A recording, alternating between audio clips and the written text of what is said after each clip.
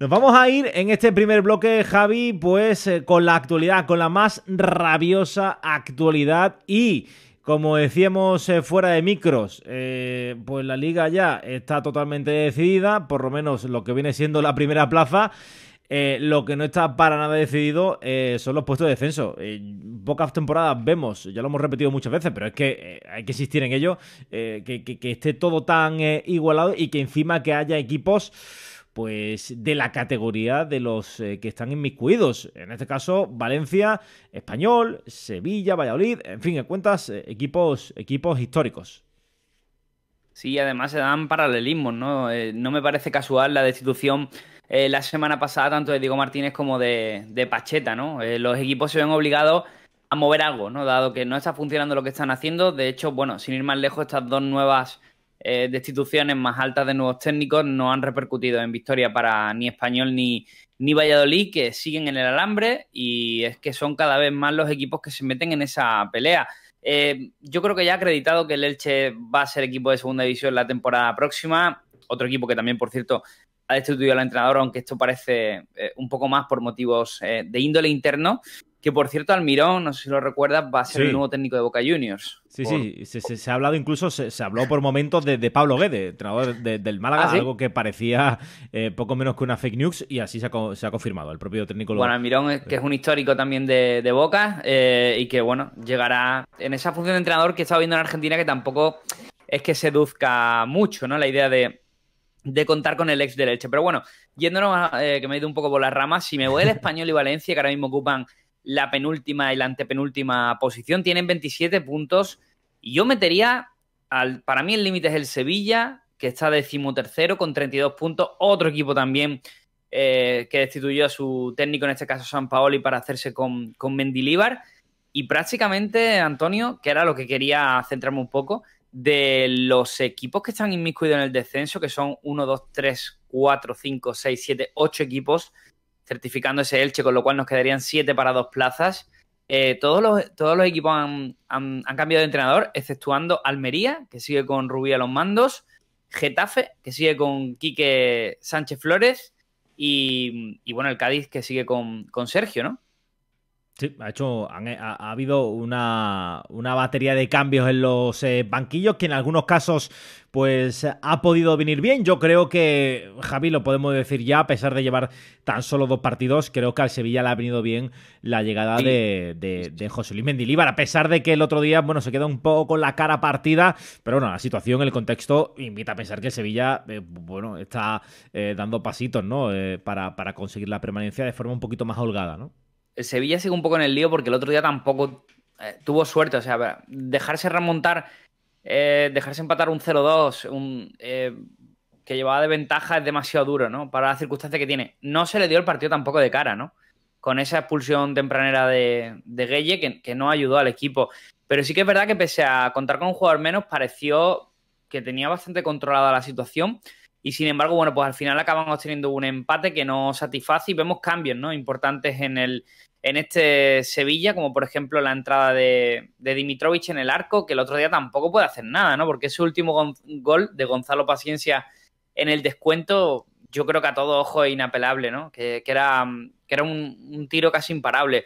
Aún así, bueno, un Celta que no llegaba en su mejor momento, un Sevilla que sí que parecía que ese aroma de cambio había afectado de lleno a la plantilla, pero que sigue ahí de todas formas. Y el Sevilla, al final, para salir ahí de la pelea de forma definitiva, tú necesitas sumar de 3 en 3 de forma continuada. O sea, me refiero a hacer un 9 de 12 puntos, hacer un 12 de 15, hacer un 10 de 15, algo así. Necesitas ese tipo de ritmo para salir ya y estar tranquilo. De todas formas, la zona de nadie donde se encontraría el Sevilla tampoco sé si es un premio para este final de temporada. Un Sevilla que también, por cierto, compite en competición europea este próximo jueves. Sí, yo creo que se va a centrar un poco si consigue alejarse de los puestos de descenso como lo ha hecho, a pesar de que la distancia todavía sea bastante escueta, pues se va a centrar en esa eliminatoria de Europa League, a pesar de que la puedo tener bastante difícil de competir. Vimos este fin de semana que, por ejemplo, Getafe perdía frente a la Real Sociedad, un resultado que podría ser más o menos previsible. El Cádiz, que se llevó la victoria, Javi,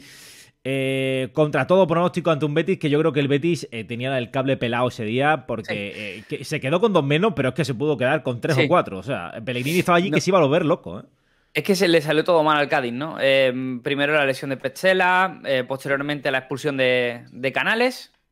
A mi juicio, puede que un tanto, podríamos decir, rigurosa, pero realmente si te pones a analizar bien la jugada, es cierto que Canales cortó una acción no de valor gol total, pero casi, ¿no? Porque es verdad que tanto Guido como Edgar estaban a bastantes metros del atacante del Cádiz. Y luego tenemos la ida de Oye de Ruibal, ¿no? Que le llevó la expulsión. No estuvo fino el Cádiz, el Betis en el partido. Y eso lo aprovechó un Cádiz que, como decimos siempre, con sus armas, que son las que tiene, porque no tiene más. Recordemos que este equipo además cuenta con la baja de, para mí, uno de sus hombres más importantes, como es Conan Ledesma, que va a seguir siendo baja, por cierto, también esta próxima jornada, que si no me equivoco ya es la última que le queda. Exactamente, la última. De esa acción al portero argentino en ese partido contra el Español, ¿puede ser que juegan? No, sí, Español, no, el Real Madrid, ¿no? Contra el Real Madrid, exactamente. Sí. Contra el Real Madrid, exacto. Y ya volvería para la siguiente, que sí que me parece que es contra el Español. Y un Cádiz que sigue sacando puntos. Sigue sacando puntos con su dinámica, con ese Bongonda que se le ven cosas especiales, que es un jugador que es diferente. El otro día aparece un Chris Ramos goleador, un jugador que ha venido en el mercado de invierno.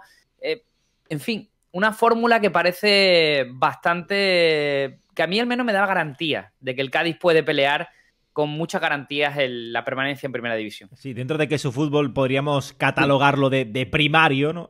Se podría de decir así. Creo que tiene bastante personalidad, ¿no? Hay otros equipos que a mí me dejan bastante más dudas, por ejemplo el Getafe, ¿no?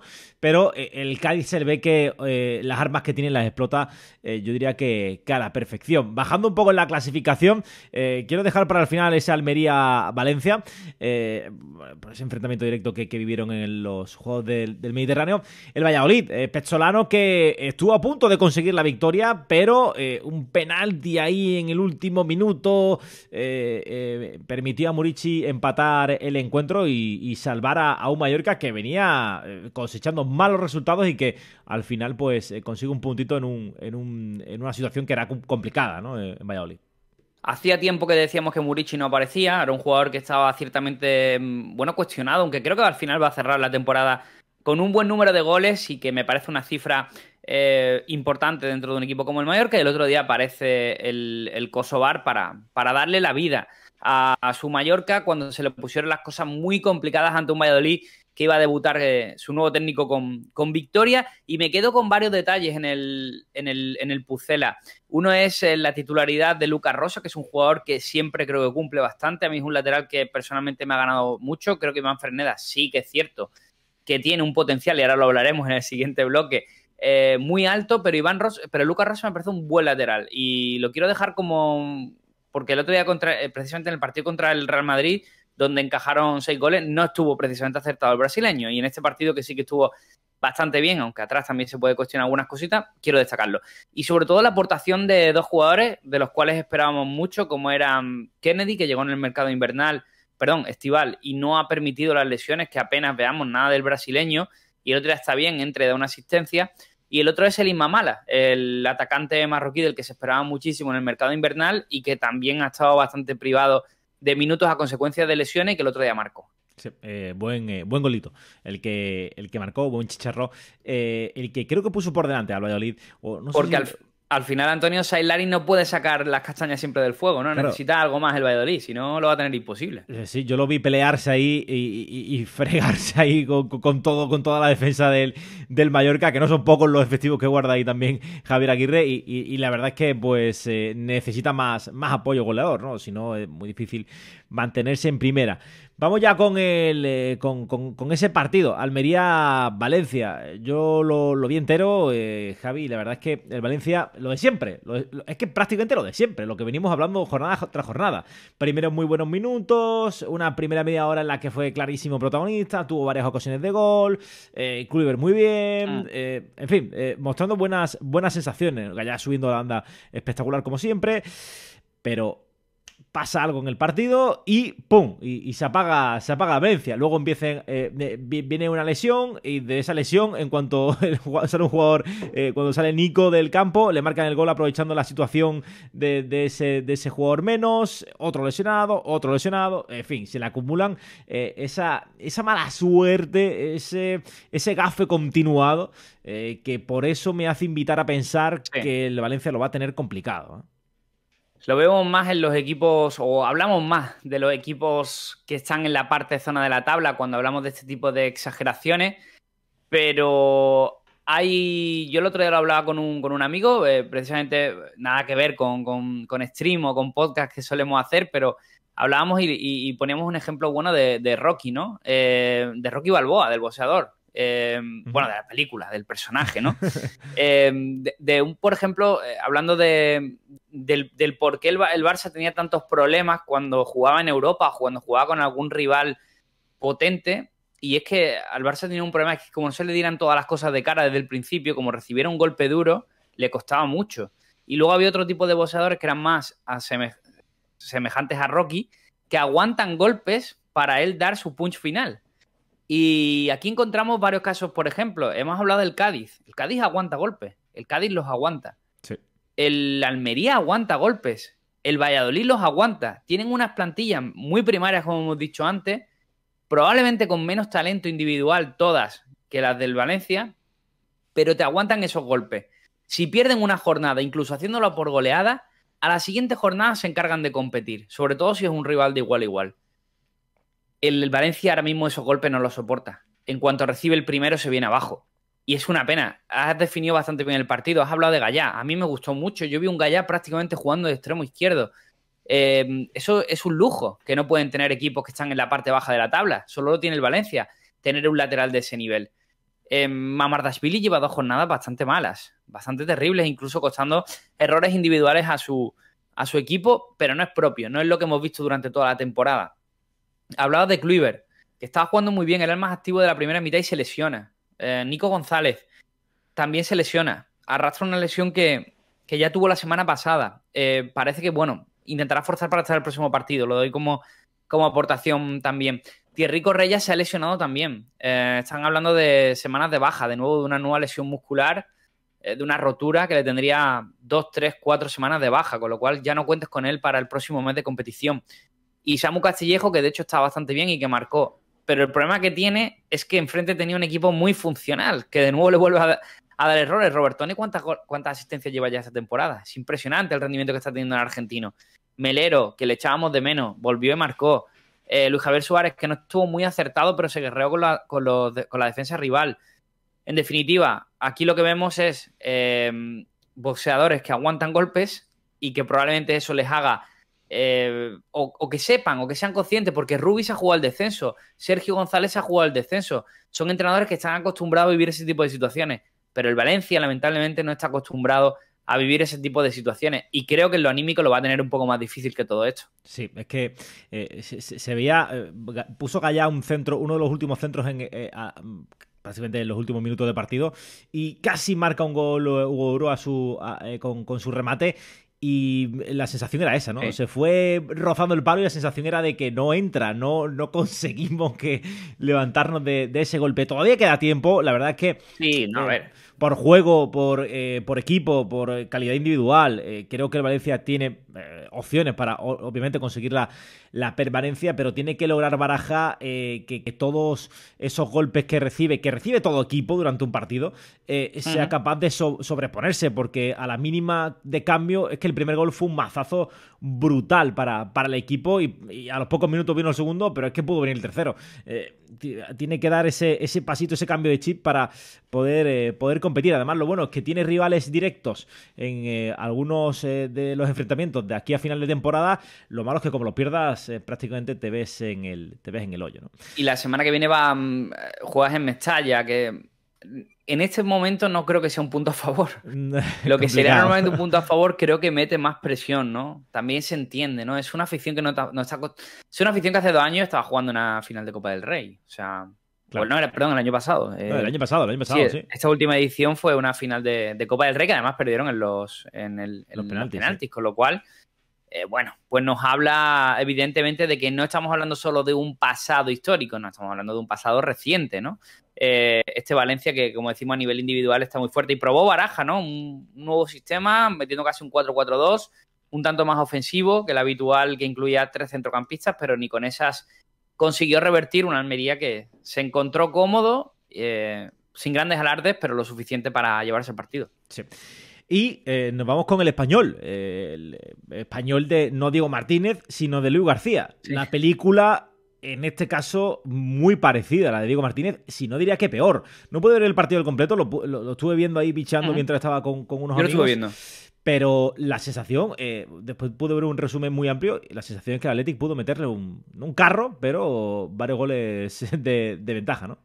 Estuvo bien el Athletic, pero el resultado, el resultado es justo, creo que el Athletic mereció la victoria y estuvo mejor donde se le preveía.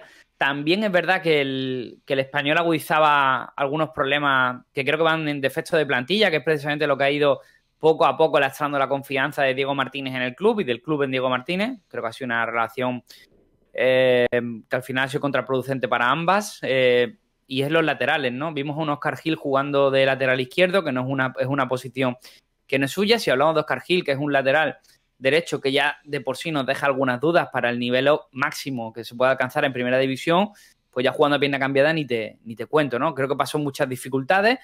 Rubén Sánchez estuvo jugando en el lateral derecho cuando sabemos que es un jugador que funciona mejor en el extremo, aunque se puede sacrificar para jugar también en esa posición. Y luego llegaron los cambios de jugador. Aleix Vidal, por ejemplo, entró, que finalmente pues acabó expulsado durante el partido. También tuvo muchos problemas, sobre todo se ve en el gol de Nico Williams para defender a un jugador tan potente como Nico. Y luego arriba no tuvo suerte, porque de hecho las jugadas grises, que yo creo que el árbitro de hecho estuvo bastante bien a la hora de arbitrar todas las jugadas polémicas, pero es verdad que tiene muy mala suerte, porque el gol de Braithwaite viene precedido de una mano de Joselu, una mano que le da a Joselu en la mano, pero arrastrada por la propia mano de Vivian en el forcejeo. Y hombre, te planteas hasta qué punto dice... Oye, es que esa mano Joselu no la mete adrede, ¿no? Es Vivian el que agarra con la mano, claro, es que esa mano... lleva la mano hasta el balón y de suerte de casualidad le llega a Braithwaite que mete un golazo. Entonces, claro, es un equipo también que cuando le está tocando este tipo de situaciones, pues tampoco está teniendo demasiada fortuna. Y con todo y con eso, al final las tuvo para intentar empatar el partido. Sí, totalmente. Tuvo ahí esa oportunidad para poder conseguir empatar el partido, pero lo cierto es que son 5 derrotas consecutivas. Y vamos a ver cómo se levanta. El Español ya vamos a ver, bajó hace 2-3 temporadas a segunda, subió muy rápido, eso sí, subió pues con el piloto automático puesto. Pero estamos hablando de que sería una torta bastante importante con un equipo que, lo decimos muchas veces, pero si me sorprende lo del Valencia, no voy a decir que casi más lo del Español, pero, hombre, que Valencia tiene una plantilla muy joven, muy talentosa, pero al final, pues bueno, son jugadores cedidos, jugadores que vienen a proyectarse. El Español tiene jugadores contrastados como Darder, como Joselu, Braithwaite, no sé. Pero tiene un problema defensivo, Antonio, bastante grande que no se arregla... Así como así, que creo que la cantera tampoco le va a brindar respuesta. Ayer prácticamente el único jugador que tenía cierta jerarquía dentro de la defensa era César Montes, que hizo un muy buen partido. Pero, por ejemplo, Cabrera su nivel es bajito, como decimos, los laterales son 2 parches, un Óscar Gil actuando de lateral izquierdo y un Rubén Sánchez haciéndolo de derecho. Este equipo necesita la incorporación lo antes posible de Brian Oliván, que además ofensivamente es el jugador que más veces ha conectado con Joselu, un gran asistente. Sí. Y luego también apostó por una especie de tribote donde se cargó a Vini Souza, que a mí es un jugador que a nivel individual me había dado muy buen rendimiento, pero bueno, apostó por Graguera y por Expósito. Expósito en cierto momento dio más fútbol, pero Graguera quizás, pues, yo creo que el brasileño tiene más nivel. No sé, serán pruebas de Luis García y a ver si vemos que puede mejorar este equipo, pero lamentablemente que tampoco tiene mucho más, ¿eh? Sí, lo tiene complicado.